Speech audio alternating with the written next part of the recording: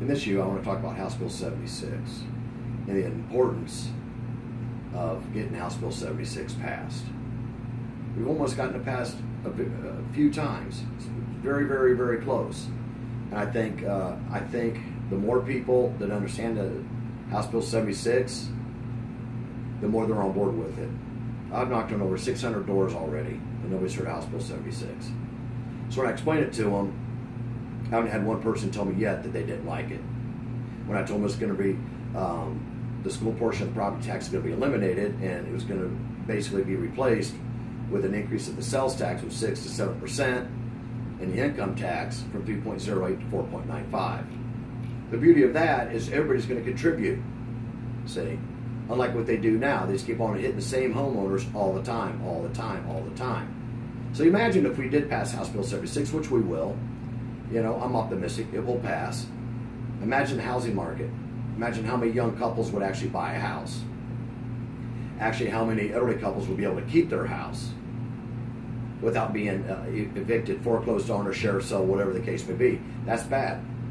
Right now, people really don't want to go out and buy a house because they're going to be assuming all this tax, property tax. They don't want that, especially when you're trying to raise a family or you're a senior living on Social Security. And see, the thing, a lot of the realtors are actually misrepresent the property tax. So when you buy the house, it's prorated, so you're paying X amount of dollars in the prorate, like you would if you would pay for rent, and then next thing you know, a couple months later, you're getting a bill for $3,800 or $4,000 when you actually believe that you've already paid those property taxes. So you can see, how they kind of maneuver in order to get a house, sell a house, or whatever. We can eliminate all that. We can eliminate a lot of that deception if we just get House Bill 76 passed. And it should not be that difficult. When you look at Pennsylvania as a whole, we're on the top of the worst run states. That's utterly pathetic. We shouldn't have that problem. We have over 500 school districts. Our superintendents are getting almost $250,000 a year. And then Lower Marion County is paying $38,000 per student. Right around in my district, we're paying almost $19,000 per student. We have what we call a defined pension fund. And what it does is, let's say after 30 years or 20 years and you retire as a teacher and you make $80,000, you get 60% of that, which equates to $48,000. But that's what's driving the pension plan fund. Equal taxes. See, the pension plan, the pension plan fund, unfunded, it's arbitrary. In other words, it's kind of almost a made-up number. It's not real. It's all assumption. It's all speculative, and that's what we got. And that's what we got to understand. See, we have a pension plan fund manager. I know this is confusing, and trust me, it is confusing, and it takes a lot of studying behind the scenes just to try to figure all this out, because it's something like I've never seen before. And the thing about it is, and the thing that I want to see people who are actually beating down the doors, talking to their neighbors, wherever they may be at, Sheets, Rudders, a truck stop, talking about the House Bill 76, educating them on the House Bill 76. Because everybody I talk to, I said again, they love it. They like the whole concept of it. I like the fact that everybody's going to contribute no matter what your income level is. See, and the fact is that you purchase something, you're going to pay a tax on that. I think it's funny, and I downloaded it. The Dan now talks about like taxing diapers. A lot of them want to do with doing away with taxing personal hygiene things. Well, that sounds all good and dandy, all right, but realistically, that's not going to happen. See, so would you rather spend, how many diapers are going to take for you to equate to $10,000? How many years is a child going to be in diapers? All right, and then you want to talk about, well, you're taxing a casket too. Well, we're one of 6 states that still have the inheritance tax. So why are they so worried about taxing a casket when after he or she has passed away, you got the people right in there taxing them after they're dead, and they're worried about that. See, anybody's going to sit there and say, "What? Taxing personal hygiene things, or taxing toilet paper, or taxing diapers, and they obviously don't understand House Bill 76 is actually how it's going to work. It's just going to go from 6% to 7%. That's it. And it's going to go from 3.08 to 4.95. The numbers worked out. The numbers equal. They work out. But as long as they continue to keep raising these property taxes up, we're going to maybe have to raise up the income tax. Now, I know like in South Carolina or North Carolina, they're almost like 8% tax on income. See, our state's provincial. In other words, our government does things backwards. It makes no sense to me on the way they do things. This should be a no-brainer.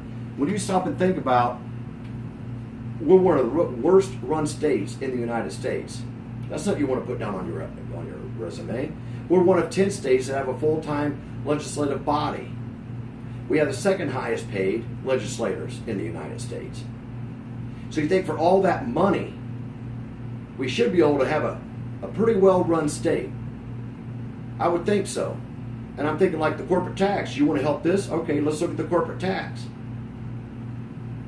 I was thinking about lowering it down 2%. That's good. But you know what? No, let's go 0. Let's offer, that's our tax incentives. Who pays the taxes? The consumers. Look at the small business. Who pays the taxes? The consumers. So why not offer these tax incentives? That definitely keep companies here, and companies still want to come here. Now imagine if we could pass House Bill 76. Imagine the two working in conjunction. We can go from being one of the worst run states to one of the best run states. And it's that simple. It's just a matter of getting together in a bipartisan fashion. This is what we need to do, and we can get this done. Now, as far as the pension plan goes, and like I think I already said it, so if they make $80,000 after 20 years, they're only getting 6% of that, and that's $48,000. I want people to be fully aware of that, because sometimes a lot of people think that they get 100%, which would be $80,000 a year. And that's not the way it works. That's not even remotely the way it works. And it's just a matter, if we could actually educate the people, and I'm doing everything I can on my part. I need help.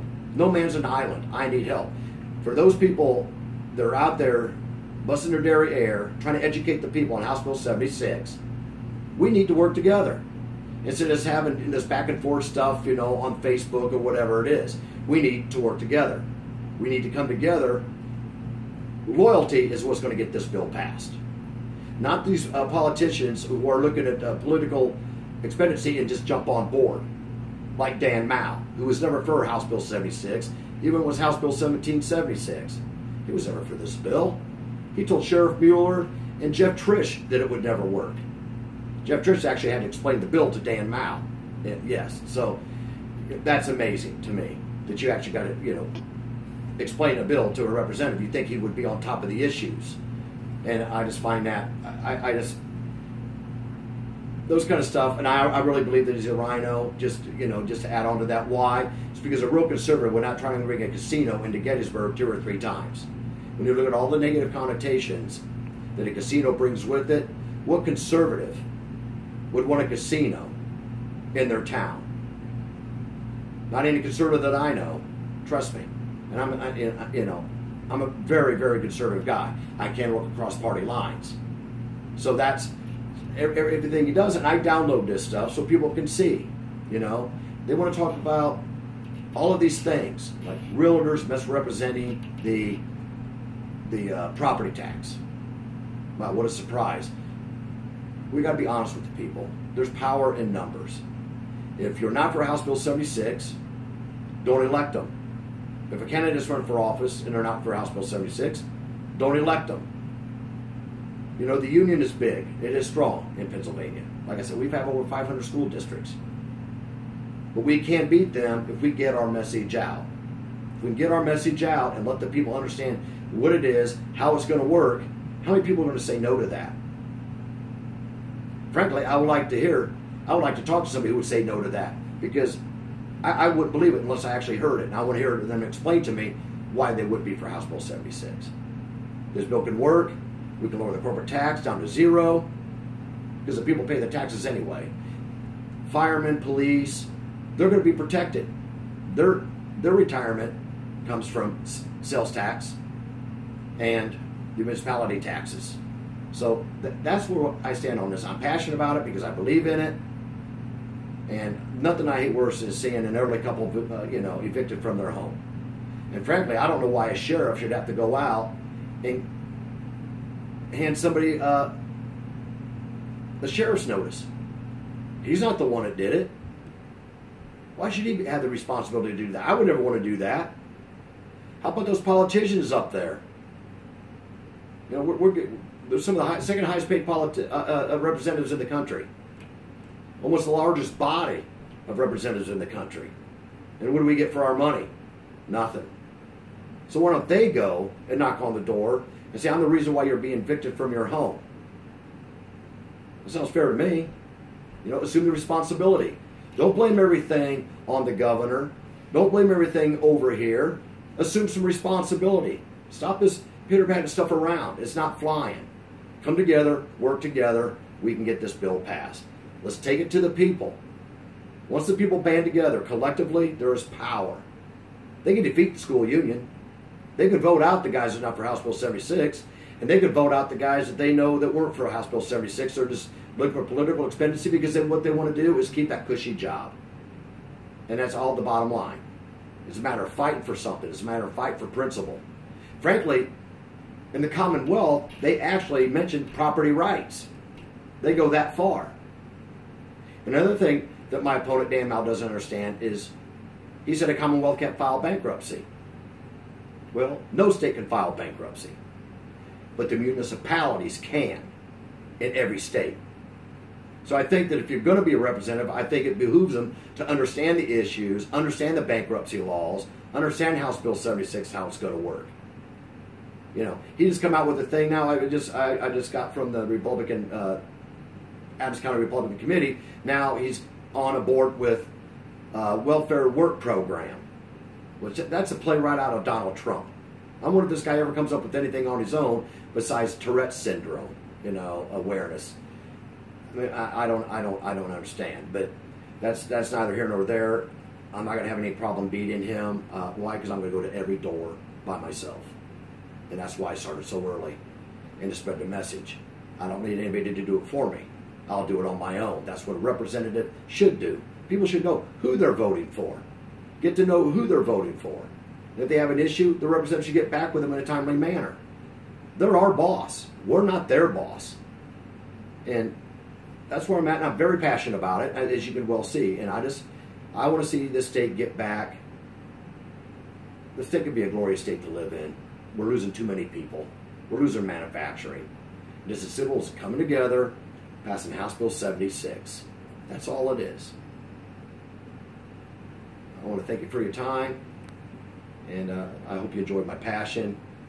And if you have any questions, please get a hold of me. Go look at my website, look at my videos, pull what you want off. I keep on adding more, so the information's there. It's just up to you to take the initiative and call me or look it up. Thank you very much.